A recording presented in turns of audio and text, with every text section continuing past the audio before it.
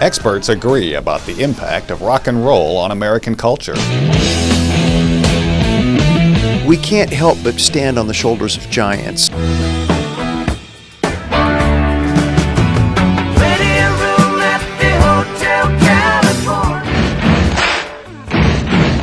It's about the excitement of hearing something that just gets to you.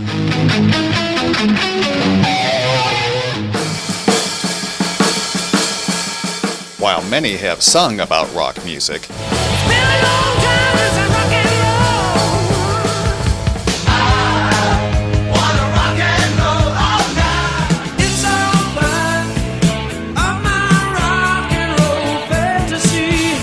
some fear we may no longer have rock and roll. Rock is dead. Some fear rock will die, including KISS co-founder Gene Simmons, who made that statement to Esquire magazine in 2014.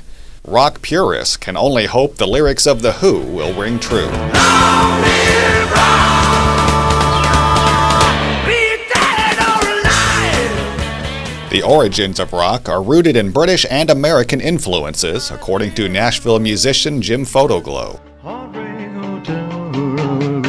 The real sort of birth of rock and roll is somewhere tied up in Little Richard, Chuck Berry, Jerry Lee Lewis, Elvis Presley. Photoglow, who has played with Carole King, the Everly Brothers, and Michael McDonald, says the 1960s English invasion of music involved artists influenced by American rock and roll and blues. Chuck Berry is all over the Rolling Stones. I mean, if you listen to the essential Keith Richards guitar licks, very influenced by Chuck Berry. Photoglow recognizes the influence of many early bands. If it weren't for like the Rolling Stones, perhaps there would not have been an Aerosmith. And if there wasn't an Aerosmith, perhaps there wouldn't be a Guns N' Roses. I wanna hold your hand. Belmont University music professor Don Cusick says the Beatles impacted many and had a Tennessee connection. You say you want a revolution, well, you know. I know a lot of songwriters, musicians were heavily influenced by the Beatles. A lot of Beatles songs were cut in Nashville. Ringo came here to record. Paul McCartney came here, stayed about 6 weeks and did some recording. I read the news today, oh boy.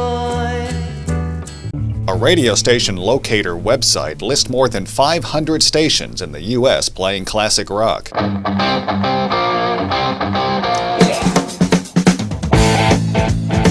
I'm ready.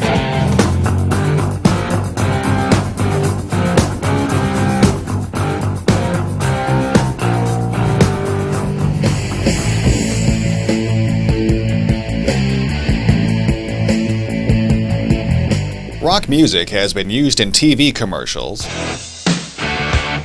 to radio talk show introductions, 104.5 The Zone, 849 The McDonald's. to TV theme songs. So, is classic rock dying?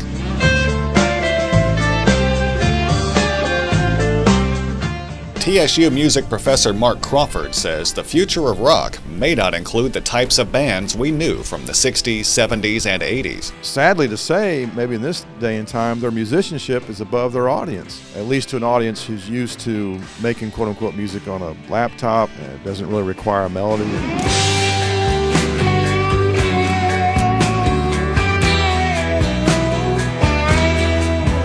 MTSU professor Amy Macy and musician Jim Photoglow look at what's ahead in an age when many rockers are making their money touring on the oldies concert circuit. Now that we are in a cherry-pick society where if we like a song, we'll go hunt it up on iTunes and download it. You can go on The Voice and suddenly become famous and never have set foot in a club and honed your craft that way.